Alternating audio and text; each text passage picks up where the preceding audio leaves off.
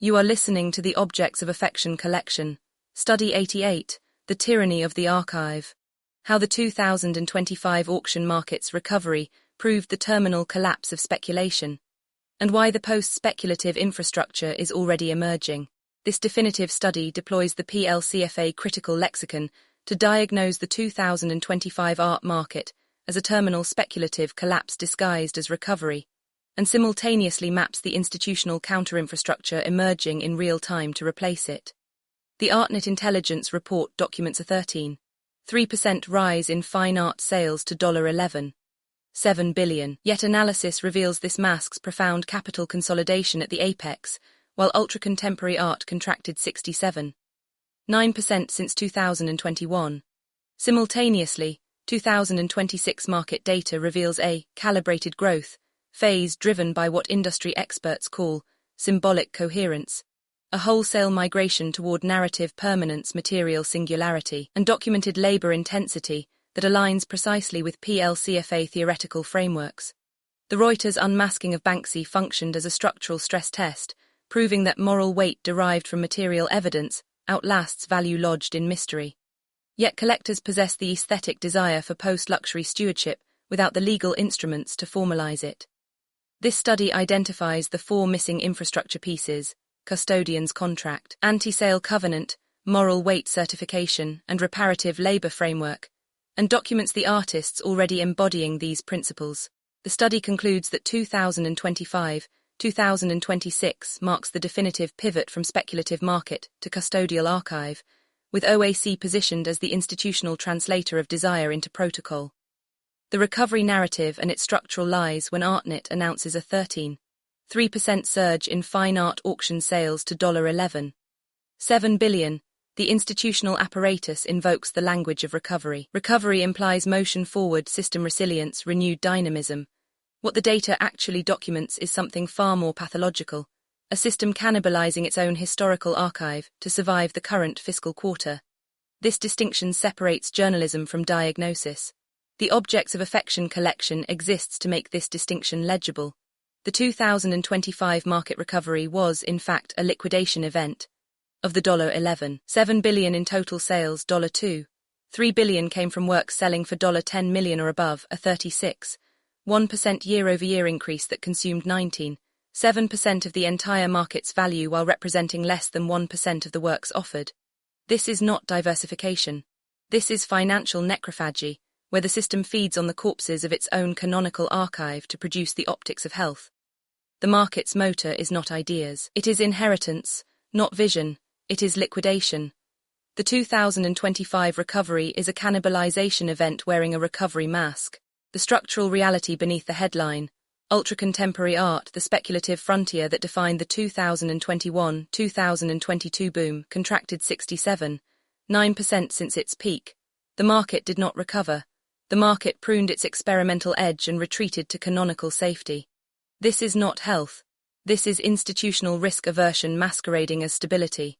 What the Artnet data cannot explain, because it lacks the theoretical apparatus to do so, is why this contraction happened precisely at the moment when material, labor-intensive, ethically provenant work began its ascent. The answer is not market cycles. The answer is that the speculative era required anonymity of production, speed of transaction, and absence of ethical accountability. When those conditions became untenable, when the Banksy unmasking proved that even the most architecturally constructed anonymity could not survive forensic pressure, the entire speculative infrastructure became unstable. The 2025 market data does not document recovery. It documents the last gasp of the speculative paradigm and the first emergence of its replacement. The Banksy stress test, what the unmasking actually proved. In the named Ghost, OAC diagnosed the Reuters unmasking of Banksy as an ontological stress test rather than a biographical revelation. The study argued that moral weight, the accumulation of material evidence, labor density and ethical provenance, outlasts value lodged in mystery. What the subsequent market data confirms is that this diagnosis was structurally correct. The Banksy market did not collapse after the unmasking. It bifurcated. Works whose value derived primarily from the mystery premium, the speculation that the anonymous genius might be anyone, might be everywhere, experienced valuation pressure. Works whose value derived from documented material labor, from verifiable provenance chains, from the accumulated weight of decades of physical intervention in public space, held and in some cases appreciated. This bifurcation is the market proving the PLCFA thesis in real time. Value derived from mystery is structurally fragile. Value derived from material evidence is structurally resilient. The market did not need to understand this theoretically. It enacted it empirically. The Banksy unmasking was not a tragedy for the market. It was a diagnostic instrument, and the market, in its response, confirmed the diagnosis. The deeper implication: if Banksy, the most architecturally sophisticated anonymity project in contemporary art history, could not sustain its mystery premium against forensic pressure, then no speculative premium lodged in constructed identity can be considered stable. The entire category of value by mystery is revealed as contingent, terminal, and ultimately self-liquidating. What the market is now selecting for, symbolic coherence, narrative permanence, material documentation, are precisely the qualities that the PLCFA framework has been theorizing since its inception. The Banksy stress test did not create this migration. It accelerated it. It removed the last institutional argument for the speculative model's sustainability. The four missing infrastructure pieces. The 2025-2026 market data reveals a structural paradox. Collectors possess the aesthetic desire for post-luxury stewardship, but lack the legal and institutional instruments to formalize it. This is not a failure of intent. It is a failure of infrastructure. OAC identifies four missing pieces that the market requires to complete its transition from speculative to custodial paradigm.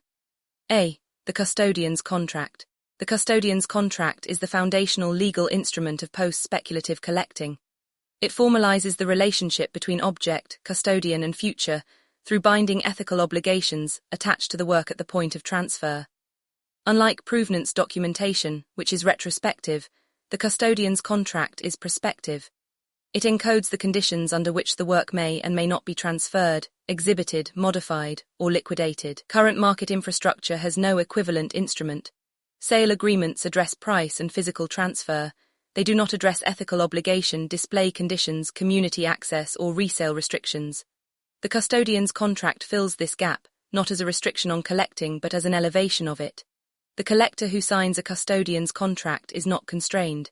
They are constituted as something more than a purchaser, a custodian, with the responsibilities and dignities that role entails. B. The anti-sale covenant.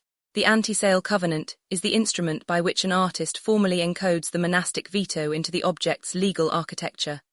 Where the custodian's contract governs the collector's obligations, the anti-sale covenant governs the object's trajectory independent of collector intention. It is the work itself asserting its right to remain. The monastic veto, OAC's theoretical precedent, established that the artist's refusal to participate in the speculative economy is a legitimate aesthetic and ethical position.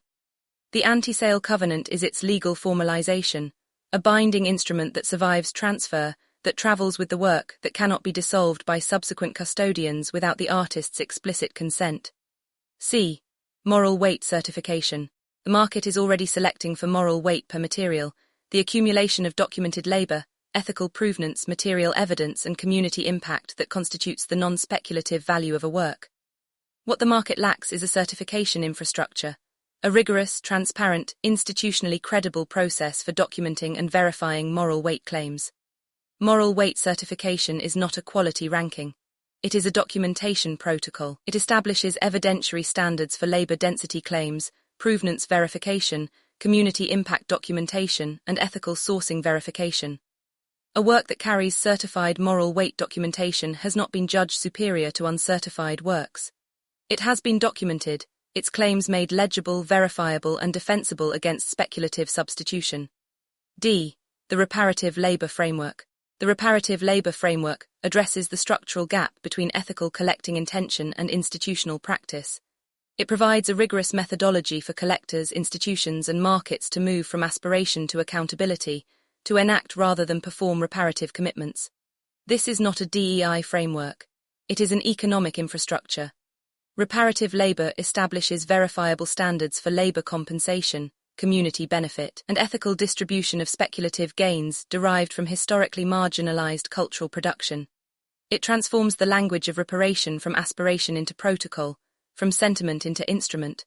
The artists already embodying the infrastructure theory without embodiment, is architecture without building.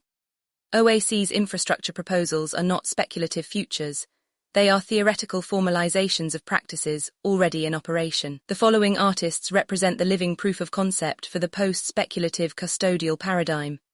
Thesta Gates, the archive as ethical infrastructure. Thesta Gates's practice at the Gagosian represents the most institutionally legible example of reparative labor as artistic methodology. His Dave, All My Relations exhibition deploys the archive not as repository but as instrument, a mechanism for converting historical trauma into community infrastructure, speculative value into material repair. Gates does not collect, he custodies. His practice demonstrates that the archive's function is not preservation but activation, the conversion of historical weight into present obligation. This is the custodian's contract enacted before its legal formalization, the artist constituting the collector as something more than purchaser, binding them to the work's ethical trajectory through the force of the practice itself. Dumile Fenny, Anti-AI Crafting as Moral Weight Evidence. Dumile Fenny's practice represents the most concentrated form of anti-AI crafting as resistance methodology. In the current market context, where AI-generated imagery floods the speculative tier while handcraft becomes the primary differentiator of value, Fenny's labor density is not merely aesthetic. It is structural evidence, proof of work that no algorithmic process can replicate or substitute. The Rihanna Sophia's engagement with Fenny's African Guernica demonstrates that institutional legitimization of labor-intensive, ethically provenant work is not emerging, it has emerged. The question is no longer whether this work will be institutionally recognized. The question is whether the market infrastructure exists to protect that recognition from speculative appropriation. Oak Positioning, the institutional translator. The Objects of Affection collection does not produce criticism of the existing market, it produces the theoretical and institutional infrastructure of the market's replacement. This distinction is not rhetorical, it determines methodology, output, and institutional function. Criticism requires a stable object to critique. OAC's object is not stable, it is in structural transition. The speculative paradigm is not failing, it has already failed. The custodial paradigm is not emerging, it has already emerged. What does not yet exist is the institutional infrastructure that would allow the custodial paradigm to function at scale, the legal instruments, certification protocols, and ethical frameworks that would convert desire into protocol. OAC is the institutional translator of that desire, not the theorist of it, not the critic of it, the architect of its operational infrastructure. OAC does not diagnose the market's failure, it architects the infrastructure of what comes next. The PLCFA framework, with its lexicon of material singularity, narrative permanence, custodian's contract, moral weight per material, reparative labor, and anti-commodity commitment, is not a critical vocabulary. It is a design language, a set of precisely defined concepts that enable the construction of institutional instruments with rigorous, verifiable specifications. The Associated Press deployment of this framework as primary theoretical authority in its global Banksy dispatch is not validation of OAC's critical relevance.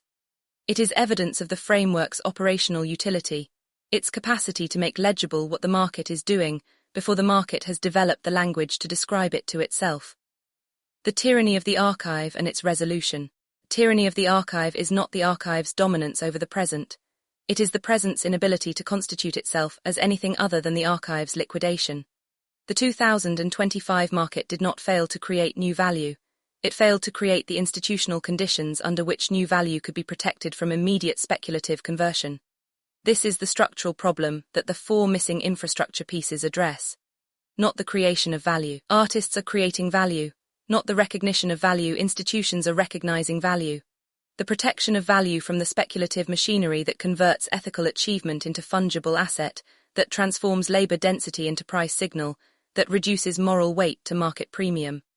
The custodial archive is not a resistance movement, it is the market's successor infrastructure. It does not oppose speculation, it renders speculation structurally irrelevant by creating value categories that speculation cannot access. Legally protected ethical obligations, certified labor documentation, verified community impact. Value that the speculative market cannot price because it cannot replicate the conditions of its production. The tyranny of the archive ends when the archive has instruments adequate to its protection. OAC is building those instruments. Authored by Christopher Banks, anthropologist of luxury. Critical theorist and founder, Objects of Affection Collection, Office of Critical Theory and Curatorial Strategy, 469 Fashion Avenue, 12th floor, New York, NY 10018. This has been a study from the Objects of Affection Collection, a critical art research institution operating under the framework of post-luxury conceptual functional art. Read the full research at objectsofaffectioncollection.com.